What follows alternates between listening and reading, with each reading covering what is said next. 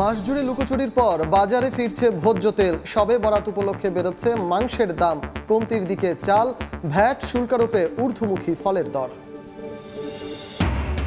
Visa জটিলতা সহ প্রবাসীদের সমস্যা সমাধানে কাজ করছে সরকার। দুবাইয়ে মতবিনিময় সভায় ডক্টর ইউনূস। বাংলাদেশে আমিরাতের বিনিয়োগ বাড়ার আশা।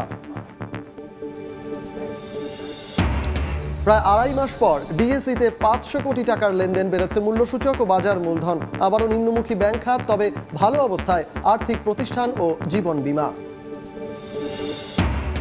মানুষের লোভের শিকার বিশ্ব ঐতিহ্য সুন্দরবন। ইকো ট্যুরিজমের নামে তৈরি কংক্রিটের স্থাপনা ডেকে আনছে দীর্ঘমেয়াদী ক্ষতি। অসহায় বন্যপ্রাণী, সংকটে প্রতিবেশ পরিবেশ।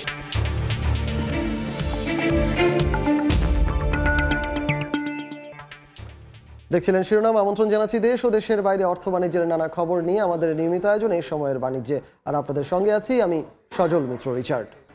দর্শক, রমজান এলেই দাম চড়ে যায় ভোগ্যপণ্যের। সরবরাহ সংকটে পরে চাহিদা বেড়ে যাওয়া পণ্যগুলো। বাজার কারসাজি ঠেকাতে বাণিজ্য মন্ত্রণালয় সহ সরকারের বিভিন্ন দপ্তরের কার্যক্রম কতটুকু স্বস্তি দিতে পারে ভোক্তাকে, সে প্রশ্ন থেকে যায়। অর্থ বাণিজ্যের নানা খবরের পাশাপাশি আজ আমরা আলোচনা করব রমজানে ভোগ্যপণ্যের বাজার নিয়ে। আর এজন্য আমাদের সঙ্গে সরাসরি যুক্ত হবেন জাতীয় ভোক্তা অধিকার সংরক্ষণ অধিদপ্তরের মহাপরিচালক মোহাম্মদ আলিম আক্তার খান। আলিম আক্তার খান, আপনাকে আমাদের স্টুডিওতে স্বাগত। Thank you. আপনাকেও। আমরা আপনার সাথে আলোচনা করব, তবে তার আগে আমাদের হাতে কিছু প্রতিবেদন রয়েছে এবং আমাদের সাথে সরাসরিও আমাদের রিপোর্টার যুক্ত হবেন। তাদের কাছে থাকা যে খবরগুলো রয়েছে সেগুলো জেনে তারপর আপনার সাথে আলোচনায় আসবো।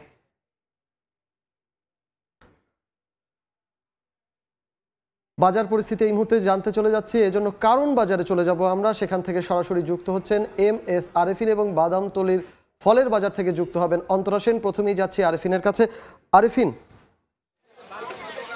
পবিত্র শবে বরাত এবং সাপ্তাহিক ছুটির দিন শুক্রবার আজ সকাল থেকেই ক্রেতা সরগরম রয়েছে বাজারে।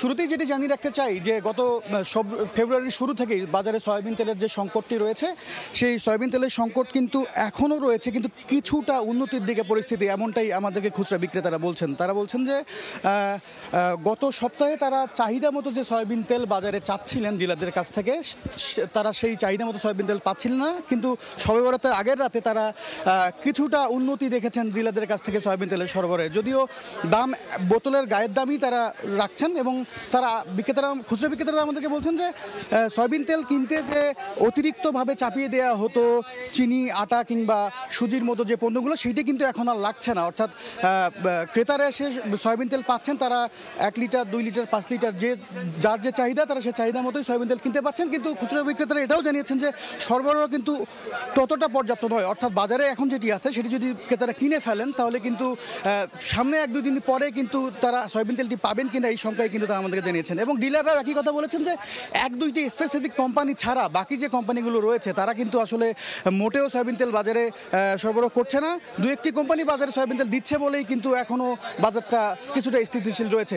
এছাড়া পণ্যের রমজানের যে আর গুরুত্বপূর্ণ পণ্য, এর মধ্যে ছোলা, ডাল, এগুলোর দাম কিন্তু তুলনামূলক কমতির দিকেই আছে। আমাদেরকে খুচরা বিক্রেতা বলেছেন যে দাম 10 থেকে 20 টাকা পর্যন্ত কমেছে। অর্থাৎ রমজানের দাম বাড়বে এই আশঙ্কার কথা কিন্তু আমাদেরকে তারা জানাননি। এছাড়া আরেকটি স্বস্তির খবর জানতে চাই যে গত কয়েক মাস ধরে চড়ে থাকা যে চালের দাম, সেটি কিন্তু কেজিতে 3 থেকে 4 টাকা পর্যন্ত কমতে শুরু করছে চাল। নাদির চাল কেজিতে 3 টাকা কমে 70 থেকে 80 টাকায় বিক্রি হচ্ছে। এছাড়া মিনিকেট 76 থেকে 79, আর ব্রি আঠা সেটি কেজিতে 1 টাকা কমে 57 থেকে 58 টাকায় বিক্রি হচ্ছে। এছাড়া একটি বিষয় জানিয়ে রাখতে চাই যে শবে বরাত উপলক্ষে কিন্তু মুরগির দাম অন্তত 10 থেকে 15 টাকা বেড়েছে মুরগির দাম। বিক্রেতারা আমাদেরকে যেটি বলছেন যে এই যে দামটি বাড়লো আসলে রমজানের আগে, এটি আসলে আর কমার সম্ভাবনা হয়তো নেই, কারণ সামনে রমজান, মাংসের চাহিদা বাড়বে, যে কারণে এই 10 থেকে 15 টাকা যে দাম বেড়েছে ব্রয়লার মুরগির এবং সোনালী মুরগিরও, সেটি কিন্তু আসলে হয়তো বা স্টেই করবে। এছাড়া আরেকটি বিষয় জানিয়ে রাখতে যে সবজির যে বাজার, আমাদের সবজির বাজার কিন্তু মৌসুমে শেষ হওয়া সত্ত্বেও সবজির বাজারে কমতির দিকে রয়েছে। 20 থেকে 40 টাকার মধ্যেই বেশিরভাগ সবজি পাওয়া যাচ্ছে এবং সবথেকে বেশি দাম যেটি রয়েছে এই মুহূর্তে বাজারে, সেটি হচ্ছে করলার। তো নিত্যপণ্যের বাজারের এই যখন পরিস্থিতি, তখন আমরা ফলের বাজারের খবর জানতে এই মুহূর্তে আমতলীতে রয়েছেন সহকর্মী অন্তরা সেন। আমরা চলে যাচ্ছি তার কাছে। তাজা ফলের ওপর অতিরিক্ত শুল্ক আরোপের পর অতিরিক্ত শুল্ক বাড়ানোর পর থেকে কিন্তু পাইকারি আর খুচরা বাজারে বেড়েছে ফলের দাম। আমি এখন আছি রাজধানীর বাদামতলির পাইকারি বাজারে। এখানে কিন্তু আমরা সকাল থেকে এখানে অবস্থান করছি এবং আমরা বিক্রেতাদের সাথে কথা বলেছি। তারা আমাদের জানিয়েছেন যে প্রতি কার্টন ফল তারা গেল এক মাসের তুলনায় 300 থেকে 400 টাকা বেশি দামে বিক্রি করতে হচ্ছে তাদেরকে। আর এছাড়াও এখানে আরও বলে রাখি যে এখানে যে 19 থেকে 20 কেজির এক কার্টন আনার কিন্তু বিক্রি হচ্ছে 10,000 থেকে 12,000 টাকায়। এরপর আমার দেখতে পাচ্ছি যে প্রতি কেজি না 15 কেজির মালটার কার্টন কিন্তু বিক্রি হচ্ছে 3300 থেকে 3400 টাকায়। আঙুর প্রতি 20 কেজির কার্টনের আঙুর কিন্তু বিক্রি হচ্ছে 4500 থেকে টাকায়। এছাড়া কমলা 8 কেজির কার্টন বিক্রি হচ্ছে 2200 থেকে 2400 টাকা পর্যন্ত। এখানে কিন্তু বিক্রেতারা বলছেন যে শুল্ক আরোপের পর থেকেই কিন্তু আপনার ফলের দাম কিন্তু অতিরিক্ত বেশি। এ কারণে কিন্তু তারা ক্রেতা হারাচ্ছেন। পাইকারি ক্রেতারা যারা আসছেন তারা কিন্তু পর্যাপ্ত ফল আগের তুলনায় পর্যাপ্ত ফল কিনছেন না, তারা কিন্তু ফল কম কিনছেন বর্তমান।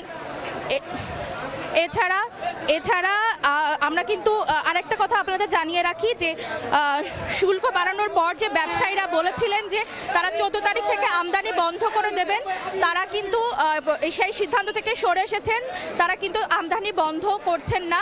তারা বলেছেন তারা উপদেষ্টাদের সঙ্গে কথা বলবেন, তারা আলোচনা চালাবেন এনবিআর এর সঙ্গে, যাতে শুল্ক কমিয়ে দেওয়া যায় কিংবা যে অতিরিক্ত শুল্ক সম্পূরক শুল্ক যে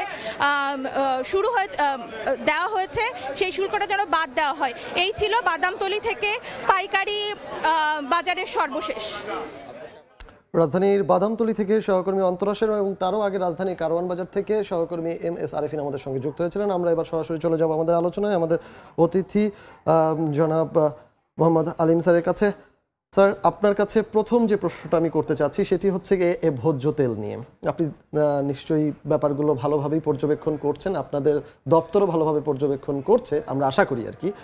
তো ভোজ্য তেলের সংকটটা আসলে কিভাবে তৈরি হলো, কেন তৈরি হলো, কিংবা রমজানের ঠিক আগেই কেন এই পরিস্থিতি তৈরি হলো, এর দায়ভার আসলে কার উপরে যাবে এবং এটার সংকটটা আসলে আপনারা কিভাবে নিরসন করবেন যদি একটু ছোট্ট করে বলতেন। Thank you. ভোজ্য তেলের যে এখন সংকটটা দেখছি এর সাথে আমি একটু পেছনে যেতে চাই।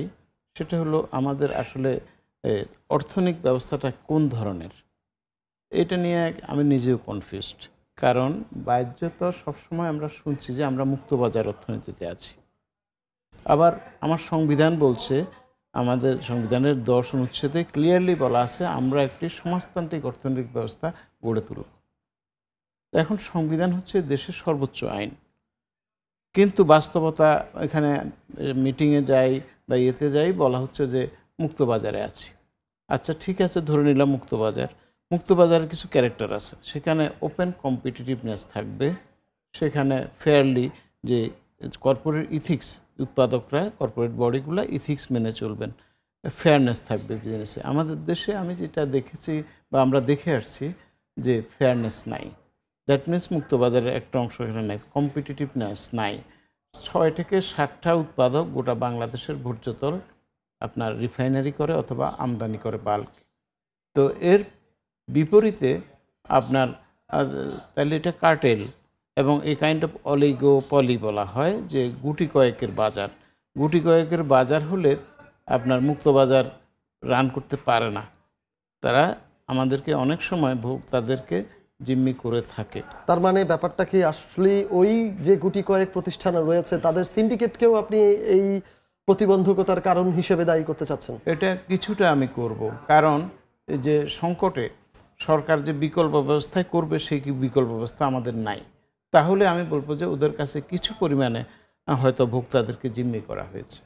এর বিকল্প হিসাবে আমি মনে করবো এখনই কিছু বিকল্প রিফাইনারি ডেভেলপ করা উচিত এবং বাংলাদেশের কন্টেক্সটে যদিও ভৌগোলিকভাবে এটা ছোট কিন্তু জনসংখ্যা প্রচুর, আমরা বিভাগীয় পর্যায়ে কিছু রিফাইনারি ডেভেলপ করতে পারি বা ডেভেলপ করার জন্য উদ্যোক্তাদেরকে সহায়তা করতে পারি। এই পরামর্শ জাতীয় পর্যায়ে যেখানে করা প্রয়োজন সেখানে দিয়েছেন? হ্যাঁ, গতকালকেই আমি উপদেষ্টা মহোদয়কে বলেছি আমাদের অতি দ্রুত আপনার রিফাইনারি ক্যাপাসিটি বাড়ানো উচিত, এবং এটার জন্য উনিও বলছেন যে উনি কিছু প্রতিষ্ঠানের সাথে কথা বলেছেন, আগামীতে হয়তো আপনার এটার একটা চেঞ্জ আসবে পজিটিভ, তবে তাতে করে 2 বছরের মতো সময় লাগবে। তার মানে আপনি এটাই বলছেন যে আমরা হয়তোবা আসলে মনোপলির মাসুলটাকেই গুনছি, বা আমাদের বাজারটা মনোপলি না, অলিগোপলির মাসুলটা গুনছি। আর আরেকটা এটার সাথে যুক্ত আছে, যারা এখানে ব্যবসা করছেন তারা হঠাৎ করে উদয় হন নাই বা জন্ম নেন নাই, আগে থেকে ব্যবসা করেছেন। তো আগের ব্যবসায়িক পরিবেশটা কেমন ছিল? হ্যাঁ, আপনার 5 তারিখের অগাস্টের পরিবর্তনের আগের অবস্থা এত বেশি খারাপ ছিল যে যাতে করে একটা পরিবর্তন হয়েছে, রক্তাক্ত পরিবর্তন, কিন্তু ওনাদের হাতেই তো ব্যবসাগুলো আছে। ফলে ওনাদের ইথিক্যাল পজিশন আগের থেকে যদি পজিটিভ হয়, আমরা ভালো কিছু অবশ্যই পেতে পারি। তো আমি ওনাদেরকেও অনুরোধ করব, please try to change your self also, কারণ রাষ্ট্রটা জনগণের, আলটিমেটলি ব্যবসাও জনগণের জন্য। আচ্ছা, এইটা তো হচ্ছে গিয়ে মানে তাদের ব্যাপারটা বললেন, কিন্তু মনিটরিং এর ক্ষেত্রে যদি আমরা আপনাদের অ্যাক্টিভিটিসের দিকে আসি, অর্থাৎ ভোক্তা অধিকার সংরক্ষণ অধিদপ্তরের কার্যক্রমের দিকে যদি তাকাই, তাহলে আপনাদের কাছে তো আমদানির একটা তথ্য আছে যে কি পরিমাণ আমদানি হচ্ছে, সেই দিক থেকে বাজারে যে সরবরাহের পরিমাণ, এই দুটোর মাঝখানে সামঞ্জস্য আদৌ আছে কিনা? থাকলে আসলে তো এই সংকট তৈরি হওয়ার কথা না, যদিও তারা সিন্ডিকেট করতে চাইলেও। শতভাগ আছে এটা বলবো না, আবার শতভাগ অসামঞ্জস্য এটাও বলবো না। সুযোগ নিয়ে থাকেন আমাদের দেশের ব্যবসায়িক পরিবেশ, যেটা সুযোগ নিয়ে থাকেন, ওনারাও মাঝে মাঝে সুযোগ নেন, মাঝে মাঝে আমরা মনিটর করি, মাঝে মাঝে প্রয়োজন হলে দণ্ড আরোপও করি। রিসেন্টলি ধরেন যে মাসখানেক আগে যখন একটা বহুজাতিক গ্রুপ দেখলাম ওনারা একটা ব্যত্যয় করেছে, সাথে সাথে আমরা তখন 40,000 টাকা জরিমানা করেছি। আচ্ছা, আপনার কথাতে বোঝা যাচ্ছে যে কিছুটা অসহায়ত্ব অবশ্যই ভোক্তা অধিকার সংরক্ষণ অধিদপ্তরে আছে। অসহায়ত্ব এটা আরও পেছনে আমি বলবো যে আগের যে একটা পলিটিক্যাল গভর্নমেন্ট ছিল, পলিটিক্যাল গভর্নমেন্টের নেটওয়ার্ক ছিল একেবারে ইউনিয়ন পর্যন্ত বিস্তৃত, কিন্তু পরিবর্তনের পরে এখন যে গভর্নমেন্ট চালায় ওনাদের কোনো নেটওয়ার্ক নেই। এই সুযোগটা তারা নিচ্ছে, যে গ্যাপটা, ওনাদের নেটওয়ার্ক করবে না, ওনারা পলিটিক্স করবেন না বলে জানে, ওনারা পেশাদারি লোক, ফলে ওনারা ব্যক্তিবিশেষ দক্ষ সক্ষম কিন্তু ব্যক্তি, এটা একটা বড় সমস্যা। একটা বড় বিষয় কি, ভোক্তাদের ক্ষেত্রে বাজারে যে সকল পণ্য রয়েছে সেগুলোর দাম নির্ধারণ না হলেও মনিটরিং এর ক্ষেত্রে ভোক্তা অধিকার সংরক্ষণ অধিদপ্তরের একটা বড় ভূমিকা অবশ্যই রয়েছে বা দায়িত্ব রয়েছে। সেই জায়গা থেকে যদি বলি, তাহলে কৃষি পণ্যের ক্ষেত্রে কৃষি বিপণন অধিদপ্তর আসলে দামগুলো নির্ধারণ করে থাকে। বাজারে যে সকল চলমান পণ্য আছে, আমদানির ক্ষেত্রে যে সকল পণ্য আমদানি করতে হয় তাদের পণ্য দাম নির্ধারণের ক্ষেত্রে ট্যারিফ কমিশন রয়েছে। বাজারে আসলে পণ্য মূল্য নির্ধারণের ক্ষেত্রে এটাকে জোরালোভাবে মনিটরিং এর ক্ষেত্রে ভোক্তা অধিকারের আসলে কতটুকু সেক্ষেত্রে শক্তিমত্তা বা সামর্থ্য আমাদের? আমার মনে হয় there is a gap of information. কৃষি বিপণনও কিন্তু দাম নির্ধারণ করে না, করে ওনারা যেটা উৎপাদন মূল্য সেটাকে উৎপাদন মূল্য হিসাবে ট্রিট করে এরপরে কিছু এটার সাথে একটা রেঞ্জ অফ বেনিফিট যোগ করে যৌক্তিক মূল্য করে। এই যৌক্তিক মূল্য একটা ফ্লাকচুয়েটিং, হ্যাঁ, এটা করে থাকে। তো ফলে আমরা এর ভিত্তিতেই অভিযানগুলো পরিচালনা করি। ফলে এটা ঠিক যে আমাদের ভূমিকা অবশ্যই আছে, এবং আমাদের এই ভূমিকা একেবারে উপজেলা পর্যন্ত অর্থাৎ গ্রাম পর্যন্ত বিস্তৃত আছে। সেখানে আমাদের সাথে সহযোগী শক্তি হিসাবে আছেন জেলা প্রশাসন, উপজেলা প্রশাসন, একদম আইনগতভাবে। তো আমরা সবাই সিনক্রোনাইজড ওয়েতে ঐক্যতানের মতো করে যদি কাজ করি, এটা ডেভেলপ হওয়া সম্ভব। কিছু কিছু ক্ষেত্রে আমি একটু বলবো, যেমন যখন আমি জয়েন করি তখন আপনার মানে 1 মাসের মাথায় চালের মূল্য বেড়ে যাচ্ছিল। তখন চালের এখানে উৎপাদন কত, চাহিদা কত, যোগান কত, বা আলুরও একটা বিষয় ছিল, কত জানতে আমি পত্র দেই কৃষি সম্প্রসারণ অধিদপ্তরকে। তো আমি লিখিতভাবে উত্তর পাই যে এই তথ্য তারা সংরক্ষণ করেন না। তখন আমি কিছুটা স্বাভাবিকভাবে হতাশ হই, এবং সেই পরিস্থিতি মনে হয় এখনও আছে। আমার দৃষ্টিতে সরকারের উচিত একটা নির্ভরযোগ্য আপনার চাহিদা, যোগান, তার মধ্যে ঘাটতি অথবা উদ্বৃত্ত, এটা আগে থেকে অনুমান করা এবং সেই অনুযায়ী আগে থেকে আমদানি অথবা রপ্তানি প্ল্যান করা, তাহলে কিন্তু ভোক্তারা এত বেশি সমস্যায় পড়বে না। আচ্ছা, ঠিক আছে, আমরা এবার একটু সামনের দিকটায় চলে আসি। কারণ হচ্ছে গিয়ে একেবারে রমজান আমাদের দোরগোড়ায়, রমজান কেন্দ্রিক এই ধরনের প্রতিকূলতায় আপনারা খুব বেশি পড়ে থাকেন। বিগত বছরগুলো আমাদেরকে যেই বাস্তবতার সম্মুখীন করেছে, তো সেই ক্ষেত্রে রমজানে যে সকল পণ্য রয়েছে, ছোলার কথা যদি বলি, মশলার কথা যদি বলি, খেজুরের কথা যদি বলি, কিছু তো আমদানি নির্ভর অবশ্যই রয়েছে। এগুলোর ক্ষেত্রে কোনটি আপনাদেরকে আসলে মনিটরিং এর ক্ষেত্রে বেশি ভোগাবে, বা ভোগালে পরেও আপনাদের পদক্ষেপগুলো কি হবে, আপনারা কি কি পরিকল্পনা নিয়ে সেই প্রথমত বাস্তবতা মোকাবেলা করতে পারবেন? যে যা বলছেন এবং সংবাদ থেকেও যা দেখছি অথবা মিডিয়ার মাধ্যমে বাস্তবতা হলো, এবার রমজানের পূর্বে 2 মাস পূর্বে সরকার ব্যবস্থা নিয়েছে। হ্যাঁ, এবং তার কারণে প্রচুর আমদানি হচ্ছে। আপনারা দেখেছেন যে পত্রিকায় এবার আপনার চাহিদার কাছাকাছি বা চাহিদার তুলনায় বেশিও আমদানি হচ্ছে, এবং এই প্রতিবেদনও দেখলেন 2-1টা আইটেম বাদে, যেমন ধরেন যে ফলের দামটা বেড়ে গেছে। খেজুরের ক্ষেত্রে খেজুরের নানা প্রকৃতি আছে, এবং সর্বনিম্ন গতকালকে আমরা একটা বৈঠক করেছিলাম খেজুর ব্যবসায়ীদের সাথে। ওনারা বলছেন যে সর্বনিম্ন 110 টাকা থেকেই খেজুর পাওয়া যাচ্ছে। উপরের দিকে আজোয়া বা এই ধরনের খেজুরের একটু দাম বেশি। এগুলা আমি বলবো যেটা মধ্যবিত্তের পণ্য নয় বা উচ্চ মধ্যবিত্তের পণ্য, এটা সাধারণ ভোক্তাদের পণ্য নয়। ফলে খেজুর নিয়ে আমাদের ওরকম যদি ওনারা কারসাজি করবেন না, ওনাদেরকে অনুরোধ করেছি যেটা বাস্তব মূল্যে, সেই মূল্যে দিলে খেজুর কোনো সংকট হবে না। কিন্তু মশলারও তাই। মশলার ক্ষেত্রে আমি আপনাকে আরেকটু ইন্ডিকেট করে দিচ্ছি, এলাচের দামটা 5,000 টাকার মতন কেজি। আপনার কাছে মনে হচ্ছে যে এটা আসলে বাস্তবসম্মত? এটা বাস্তব হলো কি, আসলে রিয়েলি আমাদের তো আমদানি করতে হয়। আমদানি করলে প্রথমত রাষ্ট্রকে চলতে হবে, একদিকে মানুষকে খাদ্য যোগাতে হবে, আবার রাষ্ট্রকে চলতে হলে রেভিনিউ কালেকশন করতে হয়। তো এই ধরনের পণ্যগুলোর ক্ষেত্রে সরকার একটু হাই রেভিনিউ করে থাকে, এবং এর ফলে হয়তো মূল্যটা বেড়ে যাচ্ছে। সরকারকে চলতে হয়। আসলে আমরা তো ইকোনমিক্যালি রেভিনিউতে এই মুহূর্তেও আমরা দারুণ চ্যালেঞ্জে আছি। আমাদের যে বাজেটটা আমরা সাজাই, যে এই বছরের প্রথম বাজেট ছিল প্রায় 7,97,97,000,000 কোটি টাকা। তার মধ্যে প্রায় আপনার 31% মতো হলো বৈদেশিক লোন বা অভ্যন্তরীণ লোন।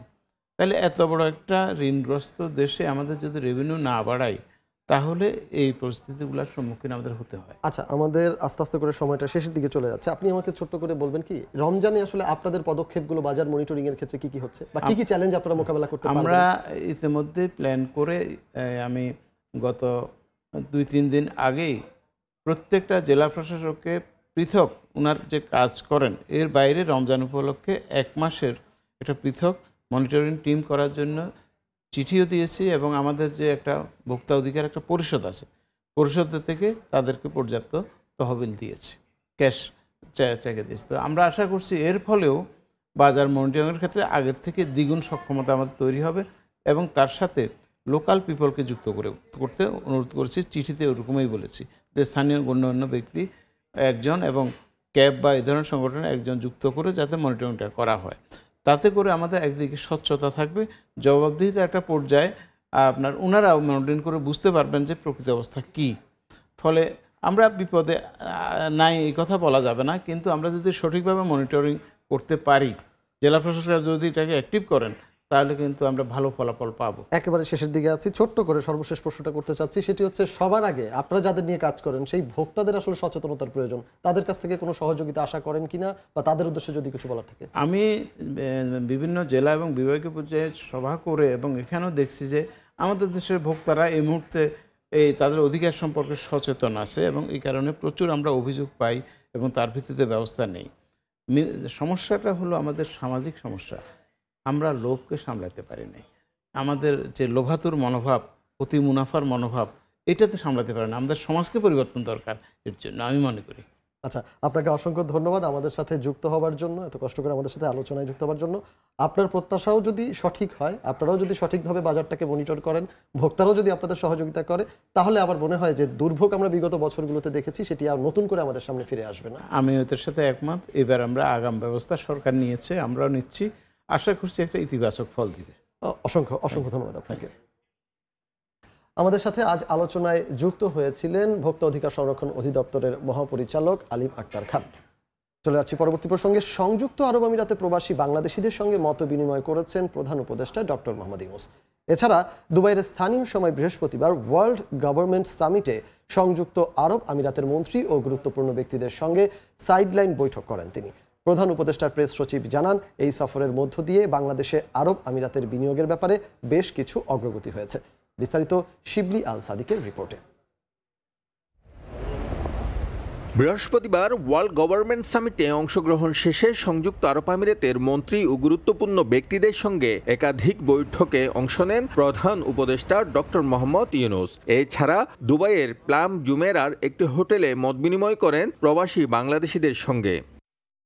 মতবিনিময়কালে প্রবাসীদের ভোটাধিকার প্রয়োগ ও প্রক্রিয়া, বিমান ভাড়া কমাতে সিন্ডিকেট চিহ্নিতকরণ, ভিসা জটিলতার সমাধান, সরকারি খরচে প্রবাসীদের মরদেহ দেশে প্রেরণ, জনতা ব্যাংকের বিদেশি শাখার সংস্কার, প্রবাসীদের বিরুদ্ধে কাজ করা সাবেক আমলাদের বিরুদ্ধে আইনি পদক্ষেপ, দেশে বিনিয়োগ বাড়াতে প্রবাসীদের ওয়ান স্টপ সার্ভিস চালু এবং ওয়েস্ট অনার্স বোর্ডের সেবাকে সহজ করার বিষয় উঠে আসে। এগুলো সমাধানের আশ্বাস দেন প্রধান উপদেষ্টা। প্রধান উপদেষ্টার এই সফরটি ঘিরে ভিসা জটিলতা নিরসন হবে বলে প্রবাসীরা যে আশা নিয়ে অপেক্ষা করছিলেন সেই বিষয়ে এখনো সুস্পষ্ট কোনো বার্তা পাওয়া যায়নি। দিনের কর্মসূচি শেষে সংবাদ সম্মেলনেও এই বিষয়ে বিস্তারিত তথ্য দেননি প্রেস সচিব। তবে ভিসা জটিলতা নিরসন হবে বলে আশা প্রকাশ করেন তিনি। অনেকগুলো বিষয় এসছে, ভিসা সংক্রান্ত বিষয় এসছে, স্কিল লেবারের অনেক বিষয় এসছে, আমাদের প্রবাসী ভাই বোনরা যে সমস্ত সমস্যাগুলো ফেস করেন এখানে সেই বিষয়গুলো এসছে এবং একটা ফ্রাঙ্ক একটা ডিসকাশন ছিল। 12-13 জনের মতো, আমি বলবো 13 জনের মতো স্যারকে কোশ্চেন করেছেন। স্যার যথাসাধ্য চেষ্টা করেছেন সবগুলো প্রশ্নের উত্তর দেওয়ার জন্য। এই সফরের মধ্য দিয়ে বাংলাদেশে আরব আমিরাতের বিনিয়োগের ব্যাপারে বেশ কিছু অগ্রগতি হয়েছে বলে জানান প্রধান উপদেষ্টার প্রেস সচিব। শিবলি আল সাদিক, সময় সংবাদ, সংযুক্ত আরব আমিরাত। প্রধান উপদেষ্টা ডক্টর মোহাম্মদ ইউনূস ও মার্কিন ধনকুবের ইলন মাস্কের মধ্যে ভিডিও কনফারেন্সে আলোচনা হয়েছে। বৃহস্পতিবার বাংলাদেশ সময় রাত 9টার দিকে তাদের মধ্যে এই আলোচনা হয়। বাংলাদেশে ইলন মাস্কের দ্রুতগতির ইন্টারনেট সেবা স্টারলিংক চালু করার অগ্রগতির বিষয়টি দুজনের আলোচনায় গুরুত্ব পায়। এ সময় বাংলাদেশের তরুণ উদ্যোক্তা, গ্রামীণ নারী ও প্রত্যন্ত এলাকার মানুষের যোগাযোগ ব্যবস্থায় স্টারলিংকের স্যাটেলাইটের মাধ্যমে রূপান্তরের প্রভাবের ওপর জোর দেন ডক্টর ইউনূস ও ইলন মাস্ক। এ সময় দ্রুত গতির কিন্তু কম খরচের ইন্টারনেট বাংলাদেশের ডিজিটাল বৈষম্য দূর করতে কার্যকর ভূমিকা রাখবে বলে আশা প্রকাশ করেন তারা। প্রায় 2.5 মাস পর গেল সপ্তাহে 500 কোটি টাকা লেনদেন হলো দেশের প্রধান পুঁজিবাজার ঢাকা স্টক এক্সচেঞ্জ ডিএসিতে। বেড়েছে মূল্যসূচক ও বাজার মূলধন, যদিও সপ্তাহের শেষ দিনে তা নেমেছে 400 কোটির ঘরে। এদিকে খরা কাটিয়ে উত্থানের দিকে থাকা ব্যাংক খাতের লেনদেন আরও কমেছে, তবে ঊর্ধ্বমুখিতা ধরে রেখেছে আর্থিক প্রতিষ্ঠান ও বিমা খাত। ঊর্ধ্বমুখিতায় শুরু হওয়া সপ্তাহের তৃতীয় কার্যদিবসে 500 কোটির ঘরে পৌঁছায় ঢাকা স্টক এক্সচেঞ্জের লেনদেন, যা গত প্রায় 2.5 মাসের মধ্যে সর্বোচ্চ। যদিও পরদিনই হুচট খায় এই পুঁজিবাজার, নামে 300 কোটির ঘরে। তবে সপ্তাহের শেষ দিন বৃহস্পতিবার লেনদেন হয়েছে 401 কোটি টাকার বেশি। সপ্তাহ শেষে দেশের প্রধান এই পুঁজিবাজারে মূল্যসূচক 31.41 পয়েন্ট বেড়ে দাঁড়িয়েছে 5,201 পয়েন্টে। এদিকে বেড়েছে মূলধনও, 18,480 কোটি টাকা বেড়ে বাজার মূলধন দাঁড়িয়েছে 6,89,739 কোটি টাকায়। খাতভিত্তিক বিশ্লেষণে দেখা যাচ্ছে মাসের দ্বিতীয় সপ্তাহে ধারাবাহিক পতনের মুখে থাকা ব্যাংক, আর্থিক প্রতিষ্ঠান খাত ঘুরে দাঁড়ালেও তৃতীয় সপ্তাহে আবারও পতনের মুখে ব্যাংক খাতের 36টি প্রতিষ্ঠান। এছাড়া বন্ড খাতে 86%, প্রকৌশলে 12% ও জীবন বীমায় 16%-এরও বেশি কমেছে দৈনিক লেনদেন। এ সময় আর্থিক প্রতিষ্ঠানের লেনদেন বেড়েছে প্রায় 7%। এছাড়া বাড়তির তালিকায় রয়েছে তেল ও জ্বালানি, পাট, ঔষধ ও পর্যটন খাতের লেনদেন। সপ্তাহ শেষে দাম বৃদ্ধির শীর্ষে অবস্থান করছে নিউলাইন ক্লথিংস। তালিকার দ্বিতীয় ও তৃতীয় অবস্থানে রয়েছে আলহাজ টেক্সটাইল ও অ্যাপোলো ইস্পাত। Tashrifa industries R Nurani dyeing and sweater রয়েছে তালিকার চতুর্থ ও পঞ্চম স্থানে।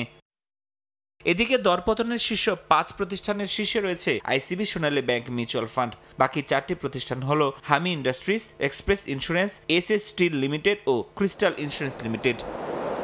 ফরহাদুর রহমান, সময় সংবাদ, ঢাকা।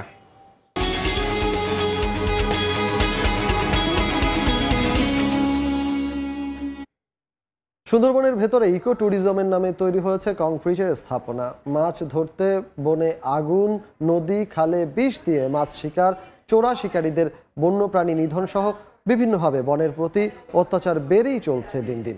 স্থায়ী স্থাপনাগুলো দীর্ঘমেয়াদে বন্যপ্রাণী ও বনের প্রতিবেশ পরিবেশের ক্ষতির কারণ হবে বলে মনে করেন বিশেষজ্ঞরা।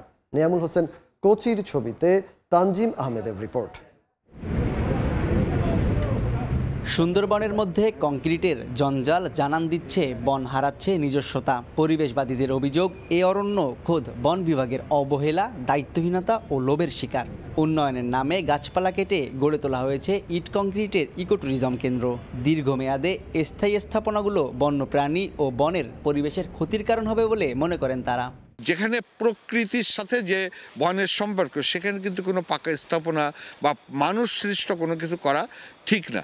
এতে করে কি হচ্ছে যে ওখানকার যে বন্যপ্রাণীর যে অভয়ারণ্য যদি বলি, অভয়াশ্রম বলি, এই আশ্রমটা কিন্তু থাকছে না। পৃথিবীর সবচেয়ে বড় শ্বাসমূলীয় বনটি প্রাকৃতিক দুর্যোগে উপকূলীয় সুরক্ষা বলয় হিসেবে যুগ যুগ ধরে রক্ষা করছে দক্ষিণ পশ্চিমাঞ্চলের মানুষকে। তবে বনের প্রতি অত্যাচার বেড়েই চলেছে দিন দিন। অভয়ারণ্যে অবাধ যাতায়াত, মাছ ধরতে বনে আগুন, নদীখালে বিষ দিয়ে মাছ শিকার, চোরা শিকারীদের বন্যপ্রাণী নিধন, গাছ কাটা সহ বিভিন্ন অপরাধ ঘটছে বন ঘিরে। গত 2 যুগে অন্তত 27 বার আগুনের ঘটনা ঘটেছে পূর্ব বন বিভাগে। অপরাধ কমাতে নজরদারি ও আইনের কঠোর প্রয়োগের বিকল্প নেই বলছেন বিশেষজ্ঞরা। বন বিভাগ এবং পরিবেশ অধিদপ্তরকে এ ব্যাপারে কঠোর নজরদারি করতে হবে এবং বনের পরিবেশ সুরক্ষা করেই এইসব ট্যুরিজমকে আমাদের প্রমোট করার চেষ্টা করতে হবে। তবে বন বিভাগ বলছে পরিবেশ বান্ধব উপায়ে সম্প্রসারিত হচ্ছে ইকোট্যুরিজম। ওয়ান টাইম প্লাস্টিক যাতে ব্যবহৃত না হয় এই ব্যাপারে আমরা ট্যুরিস্টদেরকে সতর্ক করছি এবং বিভিন্ন চিপস, পলিথিনের প্যাকেট এগুলো যাতে যত্রতত্র না ফেলে আমাদের একটা নির্দিষ্ট স্থানে ফেলে এবং এগুলো যাতে তারা ব্যবহার না করে এই বিষয়ে আমরা সতর্ক করছি। সুন্দরবনে পরিবেশ বান্ধব পর্যটন সুবিধা সম্প্রসারণ ও উন্নয়ন প্রকল্পের আওতায় সম্প্রতি 24 কোটি 95 লাখ টাকা ব্যয়ে বনের খুলনা রেঞ্জের কালাবগি ও শেকেরটেক, চাঁদপাই রেঞ্জের আন্দারমানিক ও শরণখোলা রেঞ্জের আলীবান্দায় ইকোট্যুরিজম কেন্দ্র গড়ে তোলা হয়। তানজিম আহমেদ, সময় সংবাদ, খুলনা। 4 দশক ধরে আপনার ফাইন্যান্সিয়াল পার্টনার আইডিএলসি। বসন্ত বিশ্ব ভালোবাসা দিবসে তিল ধারণের ঠাঁই নেই পর্যটন শহর কক্সবাজারে। দর্শনার্থীদের পদচারণায় মুখর বিশ্বের দীর্ঘতম সমুদ্র সৈকত। এই মুহূর্তে সৈকতের সুগন্ধা পয়েন্টে আছেন আমাদের সহকর্মী সুজাউদ্দিন রুবেল। সরাসরি চলে যাব তার কাছে। রুবেল, প্রকৃতিতে এসেছে মধুর বসন্ত, সঙ্গে যোগ হয়েছে বিশ্ব ভালোবাসা দিবস। সবকিছু মিলিয়ে সাপ্তাহিক ছুটির দিন, তাই বিশ্বের দীর্ঘতম সমুদ্র সৈকতে ফাল্গুন এবং বিশ্ব ভালোবাসা দিবসের রং বা ঢেউ বয়ে যাচ্ছে। বিশেষ করে উৎসবের নগরীতে পরিণত হয়েছে কক্সবাজার সমুদ্র সৈকত। আমরা লক্ষ্য করছি সাগর তীর জুড়ে শুধু মানুষ আর মানুষ। এসব মানুষ যেমন পরিবার পরিজন নিয়ে এসেছে কক্সবাজারে, ঠিক তেমনি তার প্রিয়জনকে সঙ্গে নিয়ে এসেছেন সবাই। কিন্তু আমরা যাদের সঙ্গে কথা বলেছি তারা যে বিষয়টি বলছে, মূলত সাপ্তাহিক ছুটির দিনকে কেন্দ্র করে তারা কক্সবাজার ছুটে এসেছে। এখানে এসে তারা উৎসব এবং যে আনন্দ সবকিছু উপভোগ করছেন। বিশেষ করে সমুদ্র সৈকতে আমরা দেখতে পাচ্ছি সকাল থেকে যারা পর্যটকরা এসেছেন তারা এখানে জেট স্কিতে ঘুরে বেড়াচ্ছেন সাগর নীল জলরাশিতে। ঠিক তেমনি আবার বালিয়াড়িতে লক্ষ্য করছে ছবি তুলছে, আবার ঘোড়ার পিঠে চড়ছে, আবার অনেকেই বিচ বাইক রয়েছে সেই বিচ বাইক যুগে পুরো সাগর ঘুরে বেড়াচ্ছেন। এভাবেই আনন্দ কোনো মুহূর্ত কাটছে। আবার অনেকে আমরা লক্ষ্য করছি বালিয়াড়িতে আসলে উৎসবের আমেজটা বেশি, আবার সমুদ্র সৈকতে যে আনন্দের ঢেউ, যেখানে ঢেউ উপচে পড়ছে এবং সেইখানে সমুদ্র স্নান কিংবা একে অপরকে পানি ছিটাচ্ছে। আবার অনেকে আমরা লক্ষ্য করছি সমুদ্র স্নানে ব্যস্ত হয়ে পড়ছেন, আবার অনেকে টিউবে গা ভাসাচ্ছে। এভাবে কিন্তু ব্যস্ত সময় পার করছেন এবং অনেকে যারা আগত পর্যটকরা বলছেন মূলত তারা বিশ্ব ভালোবাসা দিবস কিংবা যে সাপ্তাহিক ছুটির দিন কাটানোর জন্য কক্সবাজার ছুটে এসেছে এবং তারা এখানে এসে তারা নিজেদের মতো করে আনন্দ উপভোগ করছেন। শুধু সমুদ্র সৈকত নয়, অন্যান্য যে পর্যটন স্পটগুলো রয়েছে, বিশেষ করে আমরা খবর নিয়েছি ইনানি পাথরের সৈকত এবং পাত ওয়ারটেক সহ দীর্ঘ যে মেরিন ড্রাইভ রয়েছে সেখানেও পর্যটকরা ঘুরে বেড়াচ্ছে। এভাবেই আসলে প্রতিটি মুহূর্ত পর্যটকদের কাটছে এবং এসব আগত পর্যটকদের নিরাপত্তা এখানে লাইফগার্ড কর্মী যেমন রয়েছে ঠিক তেমনি ট্যুরিস্ট পুলিশও দায়িত্ব পালন করছে বলে আমাদেরকে জানিয়েছে। তো এই ছিল আমার কাছে সৈকত থেকে সবশেষ। কক্সবাজার সমুদ্র সৈকত থেকে আমাদের সঙ্গে যুক্ত হয়েছিলেন সহকর্মী সুজাউদ্দিন রুবেল। এ পর্যায়ে শীর্ষ সংবাদগুলো জানিয়ে দিচ্ছি আরেকবার। মাস জুড়ে লুকোচুরির পর বাজারে ফিরছে ভোজ্য তেল। শবে বরাত উপলক্ষে বেড়েছে মাংসের দাম, কমতির দিকে চাল, ভ্যাট শুল্কারোপে ঊর্ধ্বমুখী ফলের দর। ভিসা জটিলতা সহ প্রবাসীদের সমস্যা সমাধানে কাজ করছে সরকার। দুবাইয়ে মতবিনিময় সভায় ডক্টর ইউনূস। বাংলাদেশে আমিরাতের বিনিয়োগ বাড়ার আশা। এবং প্রায় 2.5 মাস পর ডিএসইতে 500 কোটি টাকার লেনদেন, বেড়েছে মূল্য সূচক ও বাজার মূলধন। আবারও নিম্নমুখী ব্যাংক খাত, তবে ভালো অবস্থায় আর্থিক প্রতিষ্ঠান ও জীবন বীমা। এই ছিল এই সময়ের বাণিজ্যের সঙ্গে থাকুন সময়।